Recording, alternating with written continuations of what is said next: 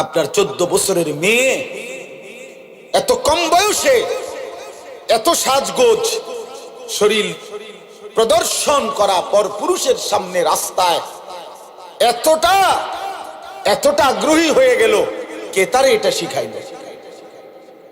তার দাদি, তার নানি, কে তারে শিখায়? জিবরাইল আলাইহিস সালাম যতবার মানুষের আকৃতিতে নবী সাল্লাল্লাহু আলাইহি ওয়াসাল্লামের কাছে আসতেন তো আয়েশা বসতেন নবীজির সামনে, এরপরে কথা বলতেন, শুনতেন। হাদিসের মধ্যে আছে একদম মুখোমুখি হয়ে বসতেন, এতটা মুখোমুখি যে ফাসনাদা রুকবাতাইহি ইলা রুকবাতাইহি, নবী সাল্লাল্লাহু আলাইহি সাল্লামের হাঁটু মোবারক জিবরাইলের হাঁটু বরাবর হইত, একদম মুখোমুখি। তাহলে দুই হাঁটু যদি মুখোমুখি হয় তাহলে বুকটাও মুখোমুখি, চেহারাটাও মুখোমুখি। এত মনোযোগী হতো। জিন্দেগির পরিবর্তনের জন্য, আল্লাহর কথা থেকে জীবন পরিবর্তনের জন্য মনোযোগ, আন্তরিকতা একটি ভীষণ জরুরি বিষয়। নাই তো আপনি শোনা একটা আইডিয়া নিলেন যে মাশাআল্লাহ হুজুরে অনেক কিছু জানে, এটা সহজ বিষয়। মনে করেন আমি অনেক কিছু বললাম, আপনি একটা আন্দাজ করতে পারছেন যে না হুজুর জানে, অনেক কিছু জানে, অনেক পড়ালেখা করছে, হুজুরের বড় বক্তা, বহুত কিছু জানে, হুজুর উড়ে এলাইছে কতক্ষণ। এগুলো আপনি বুঝছেন আর কি, মনে করেন আমার ব্যাপারে, এতে কোনো সার্থকতা নাই। আমি কোনো আপনার কাছে ইন্টারভিউ দিতে আসছি না, এটা কোনো আমার ইন্টারভিউ বোর্ডও না। কাজেই মূল বিষয় এটা না যে আপনি আমার ব্যাপারে আন্দাজ করতে পারতেছেন কিনা যে আমি কত বড় মহাজ্ঞানী, এটা না, বরং জীবনের পরিবর্তন লাগছে। আমার হৃদয়ে কিছু পৌঁছলো কিনা, আমার জীবনের কিছু অর্জন হলো কিনা, এটা হলো মূল বিষয়। দিল আমার নড়লো কিনা, আখিরাতের কথা মনে পড়লো কিনা। হাদিসের মধ্যে আছে হযরত ইরবাদ ইবনে সারিয়া রাদিয়াল্লাহু তাআলা আনহু বলেন, নবী সাল্লাল্লাহু আলাইহি ওয়াসাল্লাম আমাদের সামনে, এই ছেলে, এই গেঞ্জিওয়ালা ভাই, তুমি মোবাইলটা নিয়ে বসো, বসো, যাইও না বউ এনে বউ। মোবাইল হাতে ধরে ভিডিও করলে, রেকর্ড করে, মনে করেন আপনি যদি 100 বছরও ভিডিও করেন, আশা করি ইনশাআল্লাহ আপনার কোনো ফায়দা হইতো না। আপনি আকামলাই থাকবেন, আপনার কিচ্ছু পরিবর্তন হবে।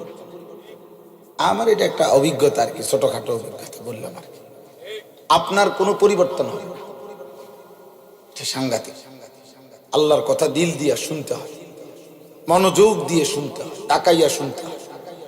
আপনার তো মোবাইলের দিকে নজর, আপনি তো কোনো আলেমের দিকে নজর দেন না, তো আপনার পরিবর্তন হবে কি? আপনার চোখের দৃষ্টি তো মনোযোগ ওইটার দিকে, তাইলে আপনার যেদিকে মনোযোগ ওইটা না অর্জন হইল, আপনার হৃদয়ের কিছু আসবে। এই জন্য আমি নিষেধ করলাম, মোবাইল হাতে ধরে একজনও ভিডিও রেকর্ড করবেন না, না মানে গুনাহ। ভদ্রচিত বললাম, নয়তো দমক দম। এই জন্য এটা জরুরি, মনোযোগ খুব জরুরি। পরিবর্তন মাকসাদ, আমার জীবন যেন নড়ে ওঠে, আমার জীবনের মধ্যে যেন অনুভূতি জাগে। মূলত বাস্তব কথা হলো, বক্তা, পৃথিবীর সর্বশ্রেষ্ঠ বক্তার কাছে কোনো হেদায়েত নেই, এই সৃষ্টির সর্বশ্রেষ্ঠ রাসূলের কাছেও হেদায়েত নেই। হেদায়েত আল্লাহর হাতে। ফয়সালা কার হাতে? আল্লাহর হাতে, আল্লাহর হাতে। তিনি যাকে ইচ্ছে করেন তাকে পরিবর্তন করেন। আমাকে কিংবা অমুককে তমুককে আল্লাহ ব্যবহার করেন, কখন কাকে দিয়ে বলাবেন, কতটুকু বলাবেন, কয়জনের সামনে বলাবেন, সব মালিকের ফয়সালা। এটা কোনো বিষয় না, মূল বিষয় হলো আল্লাহ তাআলা পরিবর্তন করেন। রাসূলুল্লাহ সাল্লাল্লাহু আলাইহি ওয়াসাল্লাম, আমি আজকে মাগরিবের পরে আমার মাদ্রাসার ইসলাহি মাহফিলে এই 6টা উদাহরণ দিচ্ছি, আপনাদেরকে আবার সংক্ষেপে বলি, আপনাদেরকেও বলি। 3টা উদাহরণ দেখেন। এক, রাসূলুল্লাহ সাল্লাল্লাহু আলাইহি ওয়াসাল্লামের চাচা আবু তালেব, 38 বছর নবী সাল্লাল্লাহু আলাইহি সাল্লামের অভিভাবকত্ব তিনি করেছেন। নবী সাল্লাল্লাহু আলাইহি সাল্লামের বয়স যখন 12, তখন আবু তালেব দায়িত্ব নিছে। আব্দুল মুত্তালিবের ইন্তেকাল হয়েছে। নবী সাল্লাল্লাহু আলাইহি সাল্লামের বয়স যখন 50, তখন আবু তালেব ইন্তেকাল করছে। তাহলে 12 থেকে 50, 38 বছর। এই 38 বছর নবীজিকে সুখে দুঃখে আবু তালেব আগলায় রাখছে। এই 38 বছরের মধ্যে 10 বছর হইল 40 থেকে 50, এই 10 বছর হলো নবুয়তের সময়। তাহলে এই 10 বছর টানা আল্লাহ নবী সাল্লাল্লাহু আলাইহি ওয়াসাল্লাম এই চাচাকে কালেমার দাওয়াত দিয়েছে, কিন্তু তিনি কালেমা গ্রহণ করেন নাই। বুখারীর riwayat হলো সাঈদ ইবনুল মুসাইয়্যিব রাহিমাহুল্লাহ তিনি বর্ণনা করছেন যে মৃত্যুর পূর্ব মুহূর্তে আল্লাহ নবী সাল্লাল্লাহু আলাইহি সাল্লাম শেষবারের মতো আবু তালেবের পাশে বসছেন, বসে বলছেন কুল লা ইলাহা ইল্লাল্লাহ কালিমাতান আশহাদু লাকা বিহা ইনদাল্লাহ। চাচা, একবারের জন্য চাচা আপনি লা ইলাহা ইল্লাল্লাহ বলেন। চাচা, আপনি এই কালেমাটা একবার বললে আমি ভাতিজা সাক্ষী দেব আপনার জন্য এই কালেমার মাধ্যমে আমার আল্লাহর নিকট। হাদিসের মধ্যে আছে নবী সাল্লাল্লাহু আলাইহি সাল্লাম এটা বললেন, ঠিক এই সময় আবু তালেবের পাশে বসা ছিল আবু তালেবেরই সমবয়সী দুইজন বেঈমান, একজন আবু জাহেল আর একজন উমাইয়া ইবনে খালফ। ওই হযরত বেলালের উপরে জুলুম অত্যাচার করত যেই বেঈমান উমাইয়া, এই দুইজন। তো উমাইয়া ইবনে খালফ এই বেঈমান পাশের থেকে বসা অবস্থায় সে বলতেছিল আতারগাবু আম মিল্লাতে আব্দুল মুত্তালিব, হায় আবু তালেব, শেষ মুহূর্তে বুঝি তুমি তোমার বাবা আব্দুল মুত্তালিবের দিন ধর্ম ছেড়ে দিবা? বন্ধু, আমরা আজকে এত বছর একসাথে চলাফেরা, আমাদের শেষ মুহূর্তে মৃত্যুর সময় বুঝি তুমি আমাদেরকে ছেড়ে দিবা? এতদিনের বন্ধুত্ব সম্পর্ক। হাদিসের মধ্যে আছে ফালাম ইয়াজাল রাসূলুল্লাহ সাল্লাল্লাহু আলাইহি ওয়াসাল্লাম ইয়ারিজুহা আলাইহি ওয়া ইউঈদুহু তিলকাল মাকালা।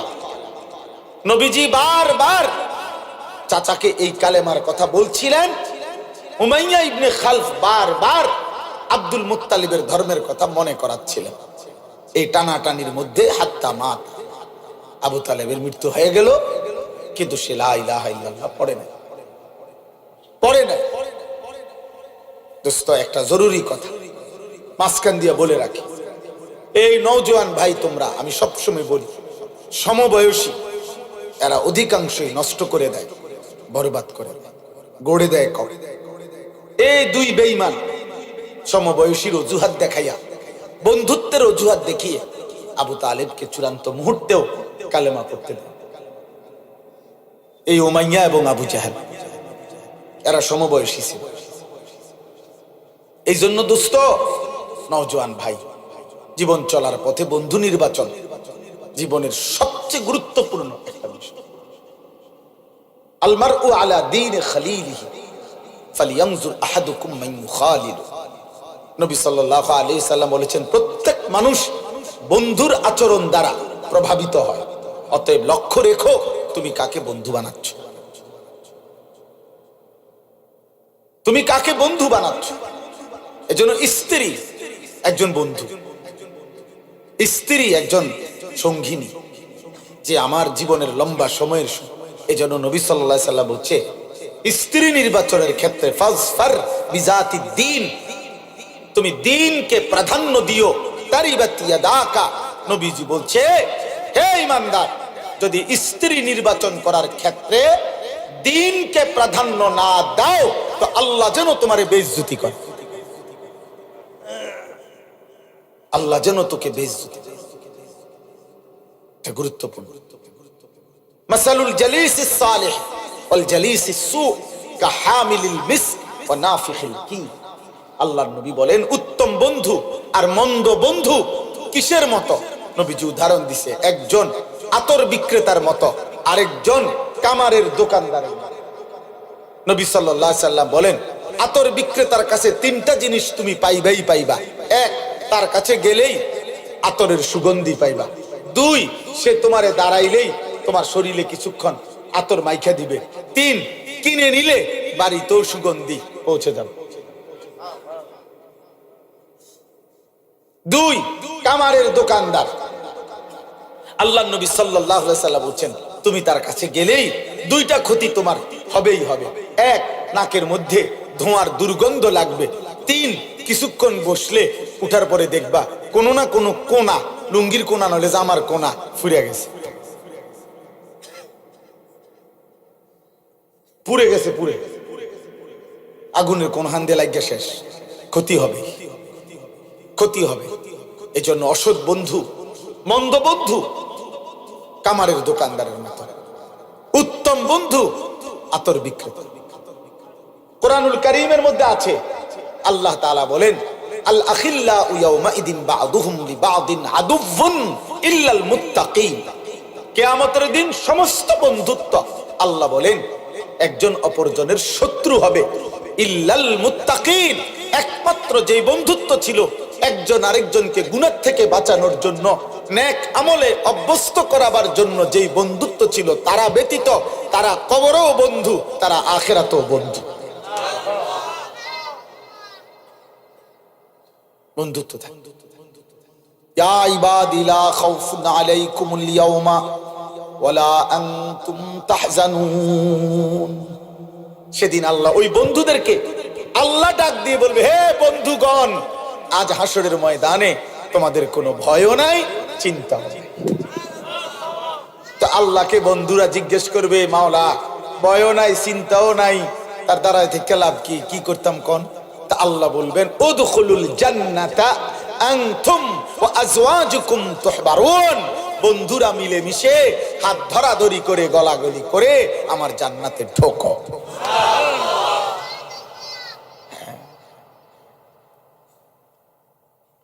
এই জন্য বন্ধু একটা গুরুত্বপূর্ণ বিষয়, গুরুত্বপূর্ণ।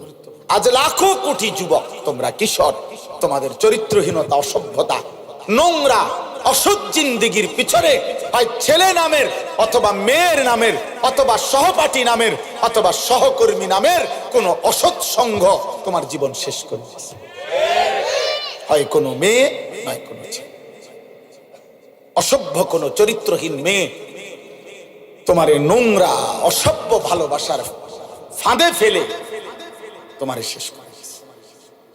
জীবনও শেষ, যৌবনও শেষ, আখিরাতও শেষ, ইজ্জতও শেষ, মা বাবার সম্মানও শেষ, মা বাবার সম্মানও শেষ। আল্লাহ আমাদেরকে হেফাজত করে। এই জন্য বন্ধু নির্বাচনে গুরুত্বপূর্ণ খেয়াল রাখা। আমার ছোটবেলায় মনে আছে, আমার মামা, আমি যখন নানার বাড়িতে বেড়াইতে যাইতাম, আমার নানার বাড়িতে পাশে একটা বাড়ি ছিল, বড় বাড়ি।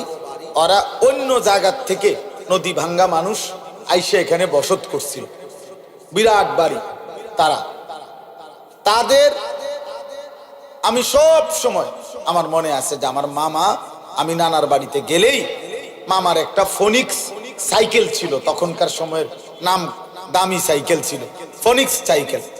এই ফোনিক্স সাইকেল এটা মামা আমারে দিয়া, মামা আমারে বলতো, বাগিনা পুরা গেরাম চুক্তি তুমি সাইকেল চালাইবা। সাইকেল চালাইতে চালাইতে মামুর সাইকেল যদি ভাঙ্গা যায়, মামার কোনো দাবি নাই, তবে শুধু একটা শর্ত, বাগিনা এই বাড়ির দিকে যাইতে, এনকার ফুলানির লগে যাইতে, এগোর লগে চললে তুমি যদি যাও মামু, তাহলে মেরে লাম। এই তুমি সাইকেল চাললো, মামুর সাইকেল ভাঙ্গা গেল। আলহামদুলিল্লাহ আমি ভাঙছিও 2 বার। তো এই জন্য আপনার কিন্তু মামা এটা খেয়াল রাখতে যে ওই বাড়ির বাচ্চাগুলো প্রত্যেকটা আমার মনে আজীবন হাফ প্যান্ট ছাড়া। তাইলে বোঝা গেল মানুষ তো এটা ভদ্র মানুষ, বিবেকবান মানুষ, এটা খেয়াল রাখে আমার 3 বছরের বাচ্চা, 6 বছরের বাচ্চাটাও যেন মন্দ বাচ্চাদের সাথে না উঠা বসা করে। তাইলে বাবা, যদি 3 বছরের বাচ্চার ব্যাপারে এটা যত্ন নেওয়া হয়, তাহলে 16 বছরের ছেলেটার ব্যাপারে এই যত্ন নেবে না কেন? 12 বছরের অভিভাবক, 14 বছর বয়সী ছেলে মেয়ে, আপনি অভিভাবক যারা, আপনারা কি একবারও ভাবেন না যে আপনার 12 বছরের ছেলেটা তার সমবয়সী যেই ছেলেগুলোর সাথে চলে, ওই ছেলেগুলো একটাও এক ওয়াক্ত নামাজ পড়ে না, এমন অসভ্য বেয়াদবদের সাথে চলে, আপনার সন্তান কি শিখবে? আপনি বুঝেন না? আপনি বুঝেন না এটা? আপনার 14 বছরের মেয়ে এত কম বয়সে এত সাজগোজ শরীর প্রদর্শন করা পর পুরুষের সামনে রাস্তায় এতটা আগ্রহী হয়ে গেল, কে তারে এটা শিখাইবে? তার দাদি, তার নানি, কে তারে শিখায়? এজন্য অসৎ সঙ্গ, প্রিয় যুবক ভাই, কিশোর ভাই, নওজোয়ান ভাই, আলহামদুলিল্লাহ অনেক নওজোয়ান দোস্ত আমার, বন্ধু আমার, প্রয়োজনে একা চলো, মন্দ বন্ধুর সাথে চলার চেয়ে। হযরত হুযায়ফা রাদিয়াল্লাহু তাআলা আনহুকে নবী সাল্লাল্লাহু আলাইহি সাল্লাম বলছেন, ওয়ালাউ আনতা আদা বিআসলি শাজারাতিন হাত্তা ইউদরিকাকাল মাউত ওয়া আনতা আলা যালিক। বলছে হুযায়ফা, জীবন চলার পথে যদি কাউকে না পাও, প্রয়োজনে একা গাছের গোড়ালি মারির দাঁত দিয়া কামড়াইয়া ধরে হলেও আল্লাহর দ্বীনের উপরে একাই থাকবে, একাই। রাসূলুল্লাহ সাল্লাল্লাহু আলাইহি সাল্লাম বলছে, বুখারীর রিওয়ায়াত, বুখারী শরীফের স্পষ্ট হাদিস কিতাবুল ঈমানের মধ্যে আছে, আল্লাহর নবী বলেন, একটা সময় আসবে আমার উম্মতের সামনে, যে সময় একজন মুমিন, একজন মুসলিম তার ঈমানের হেফাজতের জন্য, আখিরাতের হেফাজতের জন্য, দ্বীনের হেফাজতের জন্য একটা দুধওয়ালা ছাগল, একটা দুধওয়ালা বকরি নিয়ে জঙ্গলে, পাহাড়ের উপরে বিচ্ছিন্ন একাকী জায়গায় আশ্রয় নেবে, এই জন্য যে আমি আমার জীবন একাই কাটাবো, একটা বকরির শুধু দুধ পান করে জিন্দেগি পার করব, তবু আমার আল্লাহর দ্বীন আমি ছাড়ব না। ইউশিকু আন ইয়াকুনা খায়রা মালিল মুসলিমি গানামুন ইয়াতবাউ বিহা শাআফাল জিবাল ওয়া মাওয়াকিআল কাত ইয়াফিরু বিদীনিহি মিনাল ফিতান। ফিতনা থেকে বাঁচার জন্য, দ্বীন হেফাজতের জন্য একাই একটা ছাগল দুধওয়ালা নিয়ে চলে যাবে। আল্লাহ রাসূল বলছে সেটা হবে, সেটা হবে, চিরেই হবে। তাইলে এবার আসেন ওই পিছনের কথায়। রাসূলুল্লাহ সাল্লাল্লাহু আলাইহি সাল্লামের চাচা মারা গেলেন, আল্লাহর নবী তখন বললেন, লা আস্তাগফিরান্না লাকা মা লাম উনহা আনকা। চাচা, আমি আল্লাহর কাছে পুনরায় আবার আপনার জন্য ক্ষমা প্রার্থনা করব। চাচা, আপনি জাহান্নামে জ্বলবেন, আমি এক ভাতিজা এটা মেনে নিতে পারি না চাচা। আমি আল্লাহ নিষেধ না করা পর্যন্ত আমি আপনার জন্য মাফ চাইব। নবী সাল্লাল্লাহু আলাইহি সাল্লাম তখন হাত তুলছেন, আর কোরআনুল কারীমের সূরা তাওবার মধ্যে আয়াত আছে, আল্লাহ নাজিল করে জানাইলেন, মা কানা লিন নাবিয়্যি আন ইয়াকুনা মা কানা লিন নাবিয়্যি ওয়াল্লাযীনা আমানু আন ইস্তাগফিরু লিল মুশরিকিন ওয়ালাউ কানু উলি কুরবা মিন বাদি মা তাবায়্যানা লাহুম আন্নাহুম মিন আসহাবিল জাহিম। আল্লাহ বললেন, বন্ধু, কোন নবী কিংবা ঈমানদারের জন্য অনুমতি নাই, জায়েজ নাই কোন মুশরিকের জন্য, চাই সে সর্বোচ্চ নিকট আত্মীয় হোক, তার জন্য আমি আল্লাহর কাছে ক্ষমা প্রার্থনা করার কোনো অনুমতি নাই। হাত নামান দোস্ত, হাত নামান, আপনি হাত নামান। নবীকে বলছে, বন্ধু হাত নামান, হাত নামান। আপনি কার জন্য হাত তুললেন? আমার ভাই, আমি এটাই বলছি, ওই সময় আপনি আন্দাজ করেন, আন্দাজ বুঝছেন কাকে বলছে হাত নামাইতে? বলেন না কেন মিয়া, কাকে কাকে? আপনি বুঝছেন উনি কেডা? আরে কার হাত নামাইছে আল্লাহ বুঝছেন? আপনি আন্দাজ করছেন উনি কে? উনি বুঝছেন উনি উনার কি হয় জানেন? কলজা টুকরা, কলজা। ওই রবের কলজাটা এটা, ওই রবের মাহবুব তিনি, হাবিব তিনি। গোটা কায়নাত যে বন্ধুর ভালোবাসায় আল্লাহ সৃষ্টি করেছেন, এই সৃষ্টির সবচেয়ে বেশি ভালোবাসা আল্লাহ যাকে ভালোবাসেন সেই প্রিয় বন্ধুকে বলছে হাত নামান। হেদায়েত দেব না আমি মাফ করব না। ইন্নাকা লা তাহদি মান আহবাবতা, আপনি চাইলেই হেদায়েত দিতে পারবেন না। তাহলে খুদ রাসূলুল্লাহ সাল্লাল্লাহু আলাইহি সাল্লামের হাত যদি আল্লাহ নামায় দেয়, আল্লাহ যদি নবীর হাত ফিরায় দেয়, বন্ধু আন্দাজ করেন। এই একটা উদাহরণ। দ্বিতীয় সংক্ষিপ্ত উদাহরণ হলো ইব্রাহিম আলাইহিস সালাম। কোরআনুল কারীমের মধ্যে আছে, ওনার আব্বা আজর এই মূর্তি পূজক বাপকে জাহান্নাম থেকে বাঁচাবার জন্য কি পরিমাণ আহাজারি করছে, কি পরিমাণ আহাজারি করছে, কত কাকুতি মিনতি করছে। কোরআনে আছে, ইয়া আবাতি লিমা তা'বুদু মা লা ইয়াসমাউ ওয়া লা ইউবসিরু ওয়া লা ইউগনি আনকা শাইআ। আব্বা, আব্বা আপনি কিসের পূজা করছেন? আপনার ওই মূর্তি কিছু শোনে না, কিছু দেখে না। আপনার মূর্তি 2 পয়সার কোনো উপকার করতে পারে না। ইয়া আবাতি ইন্নী ক্বাদ জাআনি মিনাল ইলমি মা লাম ইয়াতিকা ফাত্তাবি'নি আহদিকা সিরাতান সাবিয়্যা। আব্বা, আমারে আল্লাহ আসমানি ইলম দিছে, আপনার কাছে নাই। আব্বা, আপনি আমার কথাটা মেনে নেন, আমি আপনাকে হেদায়েতের রাস্তা, জান্নাতের রাস্তা দেখায় দেব। ইয়া আবাতি লা তা'বুদিশ শাইতান। হে আমার আব্বা, আপনি শয়তানের গোলামি কইরেন না আব্বা। ইন্নাশ শাইতানা কানা লির রহমানি আসিয়া। নিশ্চয় শয়তান তার আল্লাহ রহমানের সাথে নাফরমানি করেছে। এরপরে আবার বলছেন, ইয়া আবাতি ইন্নী আখাফু আন ইয়ামাসসাকা আযাবুম মিনার রহমান ফাতাকুনা লিশ শাইতানি ওয়ালিয়া। হে আমার আব্বা, আমি ভয় করছি আপনাকে আল্লাহর আযাব ধরে ফেলবে, আপনি তখন শয়তানের অন্তর্ভুক্ত হয়ে যাবেন, শয়তানের বন্ধুদের সাথী হয়ে যাবেন।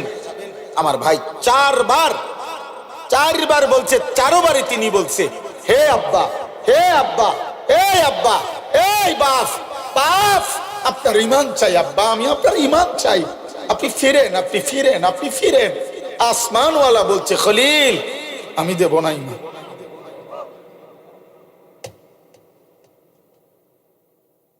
আমি দেব না।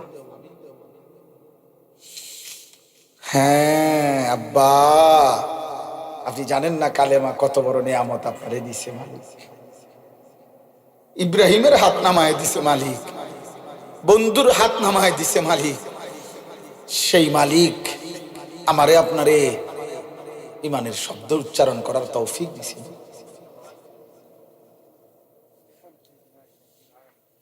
তোমরা যুবক আন্দাজও করতে পারো নাই